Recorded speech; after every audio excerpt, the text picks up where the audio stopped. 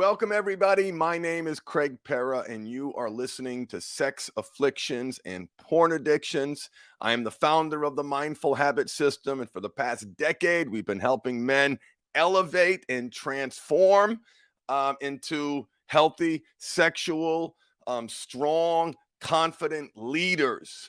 You got to go great, right? You cannot be mediocre and channel this powerful sexual energy. So, what I'm going to share with you today, someone asked me this question. They asked me, what are the four most important words or phrases in recovery from sex and porn addiction? Now, I went back and forth on this.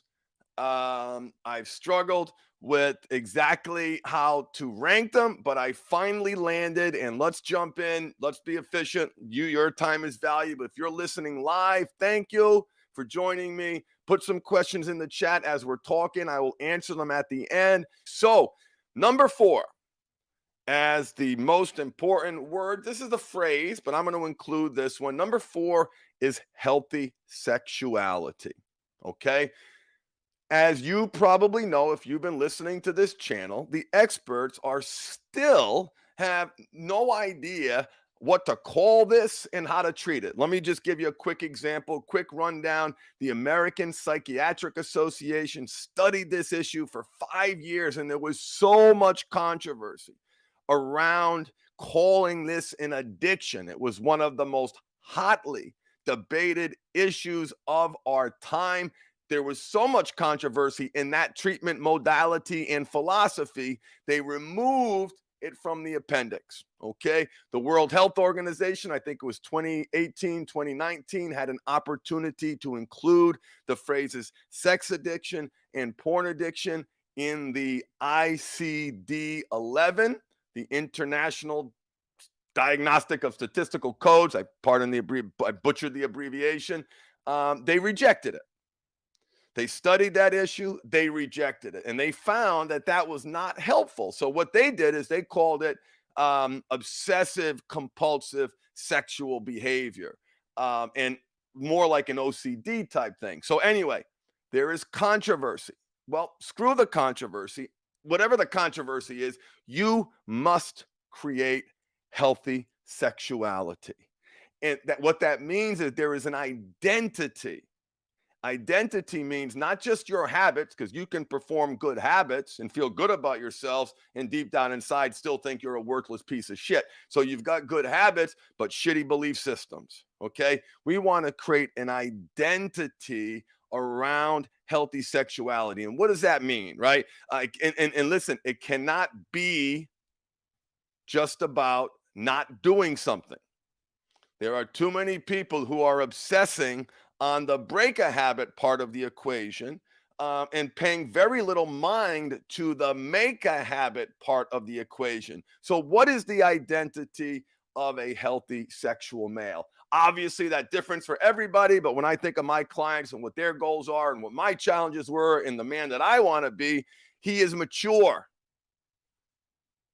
A healthy sexual male is mature. He's not a teenager. He's not a child. He's not Google Gaga over tits and ass. How many goddamn series of tits and ass do you need to see to finally be satisfied?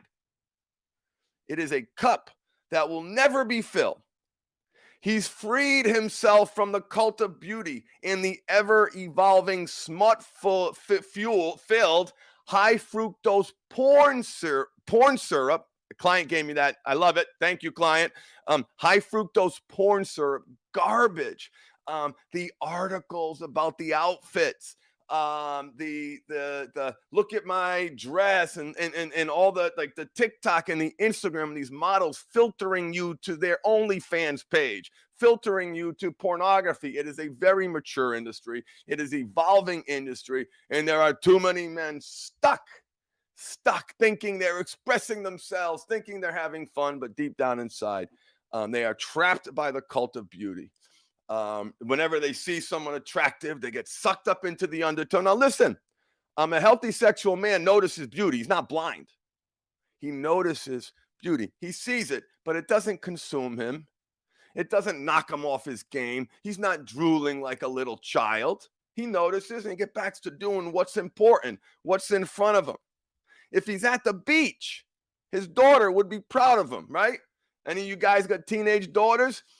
They're starting to notice the pigs, aren't they?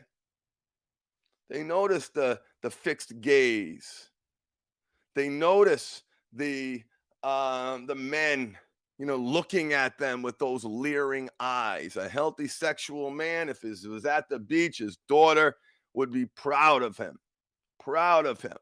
That's my dad, right? And he's not gawking at her friends either. He's not gawking at his stepdaughter. He's not gawking at his that whole genre of pornography. Please, please, please don't even get me started. These poor men who get sucked down this rabbit hole, man. And then they get caught and they're watching this stuff and they've got a stepdaughter and their lives are turned upside down. Please, please, please, if you're going to just stay away from that dangerous genre of pornography. Okay, what else is the identity of a healthy sexual male? And listen, this list is not exhaustive. This list is not exhaustive. I invite you, maybe you're watching right now, want to put in the chat, what's your definition of a healthy sexual male? You know what he doesn't do? He doesn't nibble around the edges. He's not, the TikTok funnels, man, they are so good. You've got to not interested. If you're going to use these apps at all, they are poison. Are they adding value to your life? Have you trained the algorithm to feed you great information that's lifting you up? No.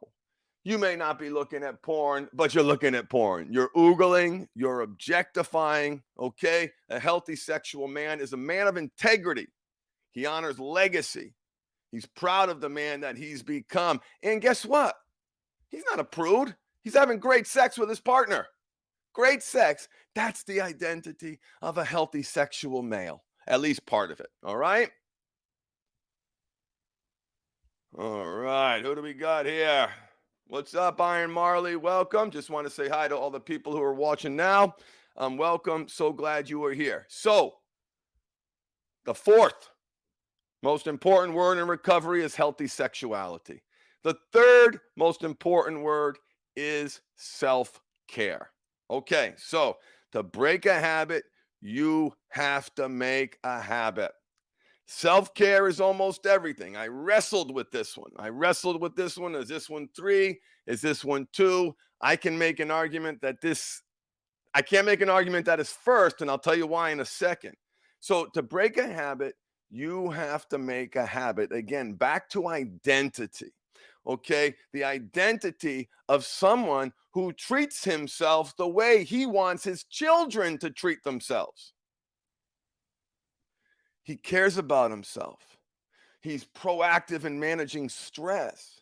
He takes time for himself, recognizing that whatever he thinks he's going to accomplish professionally, he knows that he cannot accomplish and achieve what he wants to accomplish professionally if he is always sprinting, if he's not pacing himself, right? Smart people work smarter, not harder. Let me tell you something, brothers. I am so proud of the life that I have created for myself.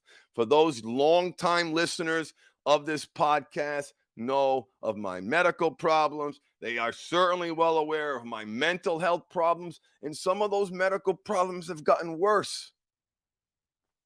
I've had these I don't want this to be about that, but I've learned how important it is to stay ahead of it. You cannot be expected to regulate your central nervous system and not use sex as a coping strategy if you're not taking care of yourself. Number 3 is self-care. Number 2 is love. I want you to pay really careful attention to what I'm going to say right now. The common denominator, the root cause of every single one of my clients is lack of love for self. Okay? If you are engaging in shame, self-loathing, the brutal critic telling you what a worthless POS you are, self-loathing. How you feel about yourself is how you're showing up in the world, not just consciously, but subconsciously. If you do not love yourself and love other people, it limits you, it holds you back. If you are out there hating on this group, hating on that group, hating on yourself, all of that stuff that's projecting outward, that's coming from inside you. That's poison. That is poison. And it's not a word that too many people, well, that's changing. It's not a word that too many people associate with men, but it's critical, man. My life is so much better because I have love in my heart. I love myself. Every cell, every broken neck, shoulder, hip, um, irritable bowel syndrome, Crohn's disease, chronic inflammatory response syndrome, 7 car accidents, 6 concussions, fractured skull, low back surgery, jaw surgery, on deck for a shoulder, neck, 4 levels, hip replacement. And I haven't even gotten to the chronic pain and the mental health issues. I love myself. And remember, men, you can't give what you don't have. If you hate yourself, I just honestly don't like that. You can't give what you don't have, right? Are you giving that love to your kids? Are you giving that love to your wife? Can someone who feels like a worthless piece of crap, who doesn't take care of himself? And by the way, self-care, self-love, 90% of the problem. It's not 100%, but you learn to love yourself and you learn to take care of yourself, and you're able to do that systemically over extended periods of time, you have solved 90% of this problem. Obviously, too, I'm speaking generically. I'm speaking to the average person that I deal with, not someone who's also struggling with co-occurring drug addiction, co-occurring mental health issues, other serious physical conditions. Obviously, those things make this more complicated, but even if you are struggling with all those things as I was, two of the most important words for my journey: self-care and self-love. Okay? If you don't love yourself, it's holding you back, it's robbing you of the richness of life, stealing from you joy, happiness, connection, vulnerability, accountability, purpose. So number two of the second most important word is recovery, is love. And let me recap what I've got so far. Number 4, healthy sexuality. Okay, critical to build not just habits around healthy sexuality, but an identity, a man who is healthy sexuality. Okay, number 3, self-care.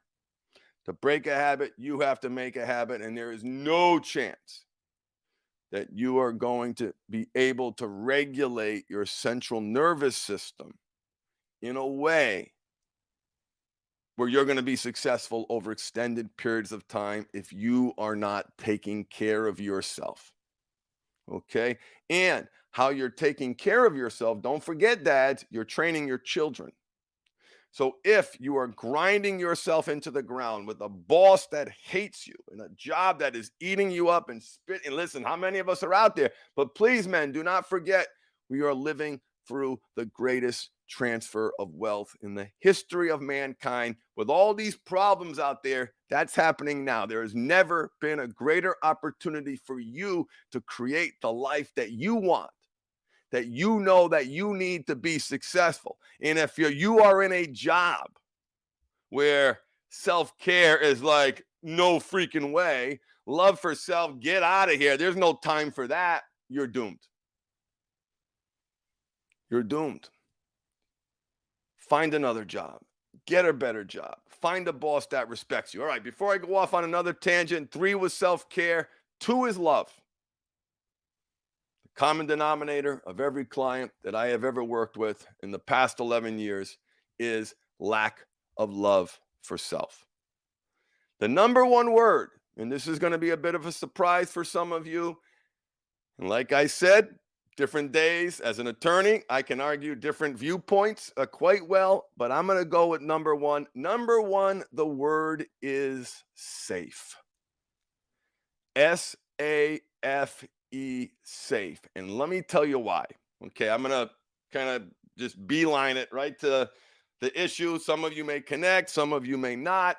I know that if I utter that word too early when I'm helping people, safe, okay, usually the response is, all right, I've come this far. He's got a little bit of credibility. I don't know what the heck he's talking about, but I'll tell you, everybody 6 weeks in has a deep appreciation for that word because doing their habit cycle work, doing their parts work, they as men have come to understand how unsafe they actually are. If you are getting angry in response to conflict, you feel unsafe. If you need to go to porn to manage and regulate your emotions, your central nervous system, your anxiety, fear, you feel unsafe. And that's the word. If there is conflict in your relationship and you're getting defensive and you're shutting down, you feel unsafe. Unsafe. That's why you get big when you get angry, because deep down inside, you feel so small. And the safe part, some of you may have heard my podcast on emotional safety, which is like the most important couples exercise in the entire mindful habit system. And it's easier to speak to the partners on safety, isn't it? Right? It's the partner perspective. I thought 2 plus 2 was 4. I thought the sun rose in the east and sets in the west. I thought my husband's sexual energy was being directed towards me. I thought he was being honest. I feel unsafe. I don't know which end is up. I don't know which end is down. I don't know what the truth is. I don't know. I know there's lies everywhere. I feel unsafe. And men, if you're going to repair the damage in your relationship, you've got to help your partner create that sense of safety. And I'll talk more about this in another podcast, how to do it. And because betrayal trauma causes wounds, you can only do so much. She needs to treat that betrayal trauma wound. It's like being in a car accident, right? You can drive, you can encourage, hey, you should go to physical therapy. You should, do the exercises. And here's the thing with the partners, right? When they unpack that betrayal trauma wound, they realize it is physical. They're not sleeping. They're sick to their stomach. Nervous, tension, anxiety, fear, hysterical crying, anger, rage. That's all in the body. They feel profoundly unsafe. And it's why that emotional safety exercise is so important for the partners. But you know who it's more important for? And I don't say more important. I don't mean more important. I mean that the women tend to have a higher EQ, emotional intelligence, than the men. I ask them, what makes you feel safe? What makes you feel unsafe? Hold on a second. Let me count the ways. They know what makes them feel unsafe. Okay, now when the men do this exercise, a lot of them say, I made this mess, man. I'm going to keep my mouth shut. Nothing to see here. But let me give you an example of a reality that changed my life and really led to me being obsessed about this concept of safety. Now, if there's physical cheating, right, there's unsafety, threat of disease. So there's actually physical unsafety if you are stepping outside the marriage. I'm talking more about emotional unsafety for my porn addict brothers, but obviously the same applies. You've got to do what you can to help your partner feel safe. You cannot make her feel safe. That's something that she has to do internally for her. And I know there are a lot of women very resistant to doing that work. Why should I do anything? Why should I do anything? You did this. True. And like I got in the accident You hit your head on the steering wheel. You bumped your arm on the side. Your leg's all banged up. You pushed your ankle in, and that's jammed up. Right? That needs treatment. Those physical wounds must be treated. Anyway, enough said about that. Very, very important concept. But you feel unsafe, and I'm going to give you an example. There was one time that I will never ever forget. There was approximately. Well, I'll share two examples. Three 3 months, 2 months post, 3 months post rock bottom, fired from my job, inpatient for 3 days, absolute disaster. I'm sitting at my computer. Things are getting better now. And now I'm really paying attention to my body. I'm paying attention to my emotional state, my physical state. And by the way, men, there's no emotional, physical. It's all one. Physical's emotional, emotional's physical. I was paying attention to my state of being, how my body felt. And there was this moment that I will never forget. And you tell me, brothers, if you got one like this. I know we got some guys listening now. So if you resonate, give me a thumbs up in the chat. I'm sitting on my computer doing my work. And all of a sudden, I hear bellowing from the kitchen, my wife hollering my name. Craig, Craig. God damn it. What did I do now? Son of a bitch. Right. So this is me in my head. I didn't say these things out loud. And I'm get up out of the chair. I'm sulking to the kitchen, ready to start the fight, and I F and B, those are the words that come to my mind. I'm not proud of it, but I'm honest with you guys. F and B's in my head, the cursing's in my head. I get to the kitchen and she says, "Oh, great. I just made some cookies and I wanted you to have them because they were hot." She made me cookies. She was inviting me to enjoy the hot cookies. And there I am with this story in my head. I learned so much about myself in that ridiculous moment. And I want everyone here listening to find your ridiculous moment, because once you do, it forces you to say, what else might I be getting wrong? What other bull stuff am I projecting onto this relationship? 9 out of 10 clients are projecting, 10 out of 10 clients are projecting authority onto their partners, meaning they feel as if they are the one down in the power dynamic, right? Their wife's up here, they're down here. Now, listen, the wives feel the exact opposite, but they feel they're in that one down power position. They're projecting, I said, 10 out of 10 authority, 8 out of 10 it's mother, right? And the partner, and trying to, one, be like traumatized as to what's going on, their natural motherly instincts. They want to help, they want to do this, they want to that. Most of us are projecting mother onto our wives. And in that moment, I realized how banged up I really was. And it forced me to say, if I am botching this conflict, I'm probably botching most of the conflicts that we're having, and that's got to change. So every time I started, and I still do it to this day, this is something you live with forever. Because this is what mindful people do. Anytime your energy shifts from positive to negative, you're aware, you're alert. Oh, here comes the projection. I'm projecting now, right? And you take steps to not project and to be a good person, to be kind, to not react in the way that you've been trained to react by your parents to resolve conflict, because that's probably a shit show. Certainly was for me. So, second story. This is probably I've told it so many times. I believe it was less than 3 months. Less than 3 months, hospitalized, fired, moved cross country, can't practice law in California. I'm not licensed. Like, it was a dark, dark, dark, dark, dark time for us. And anyway, I couldn't sleep. I woke up, went to the kitchen, poured myself a bowl of cereal. And for those of you who can see me, right, I'm sitting here chomping on my cereal. My wife wakes up. Where the hell's Craig?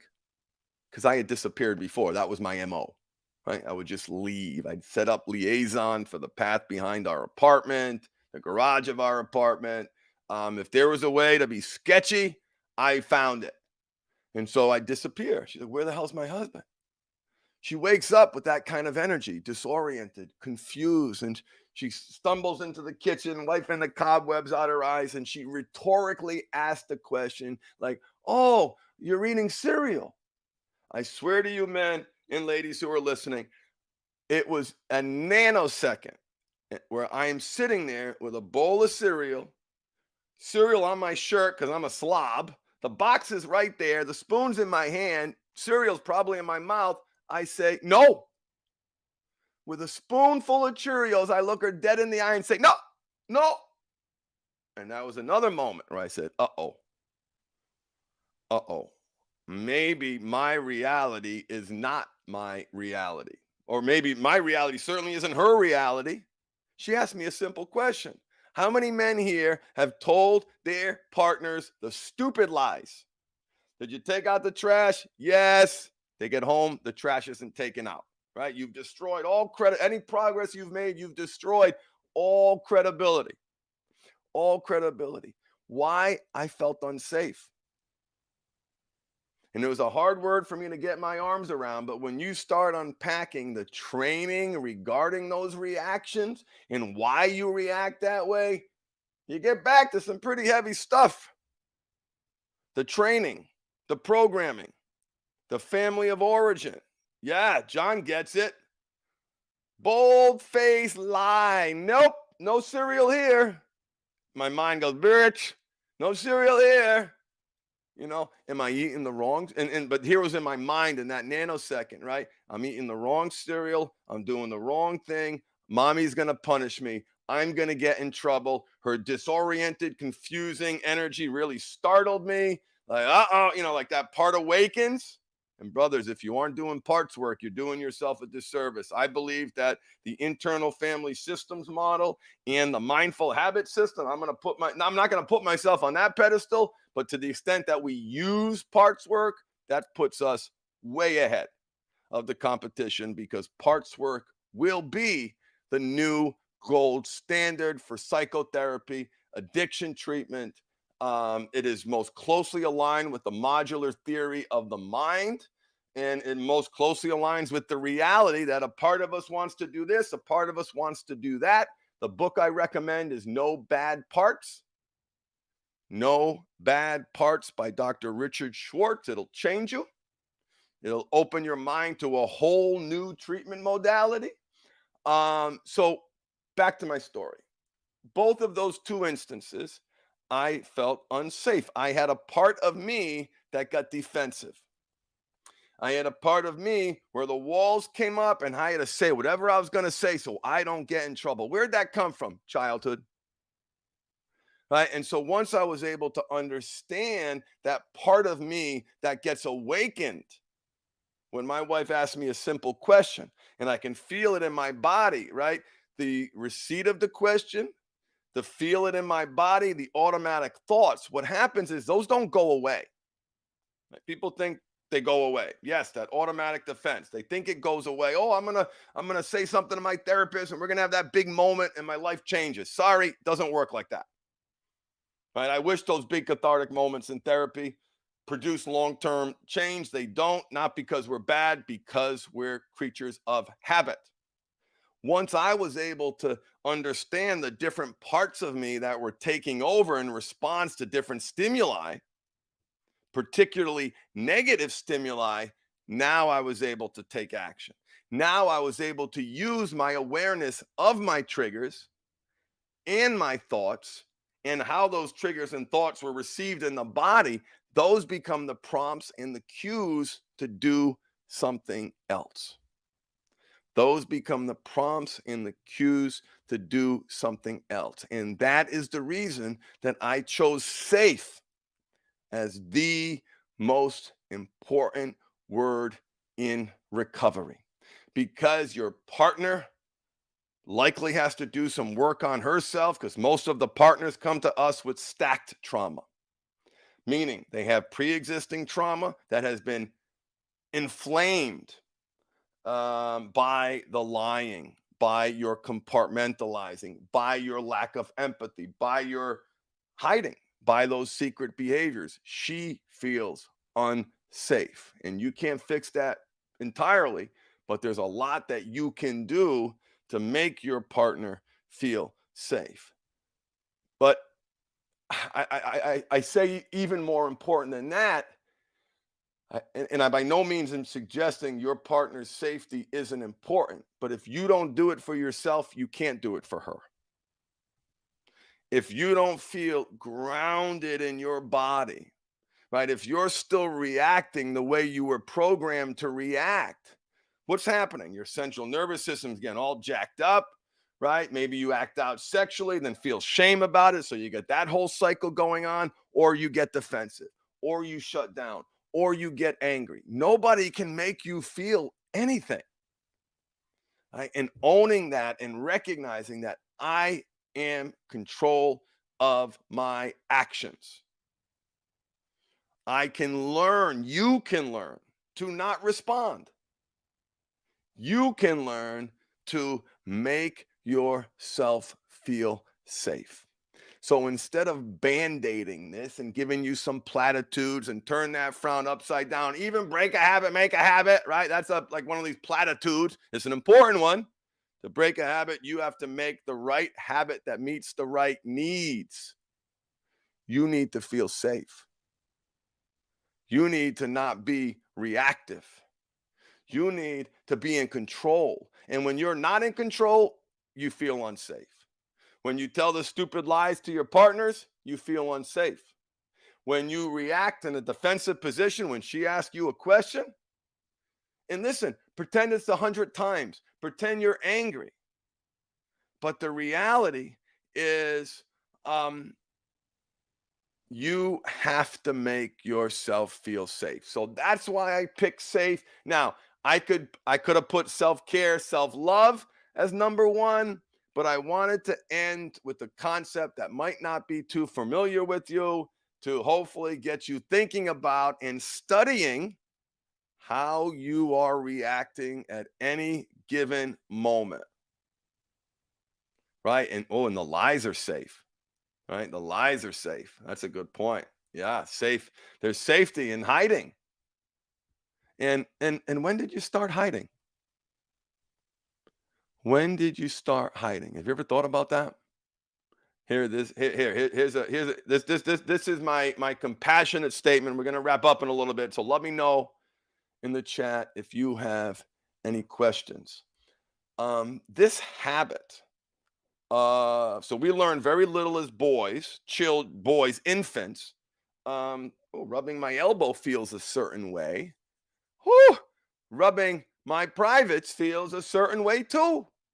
And what are we told? Stop doing that. Put that away.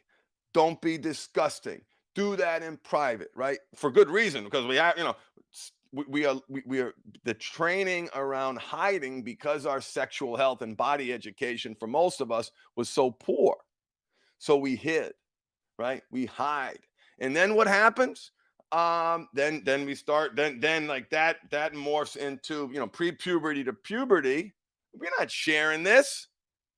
I'm 51 years old. We're not like these whippersnappers today, sharing their porn viewing habits with their friends. And that was a dirty, dark, disgusting secret when I was a kid. We learned to hide at a very young age. In fact, men, for most of you, this is probably hiding, lying about some aspect of your sexual expression is probably the oldest and most impactful habit in your reality, period. Because look, oldest, you might find a habit that's older, but you will not find a habit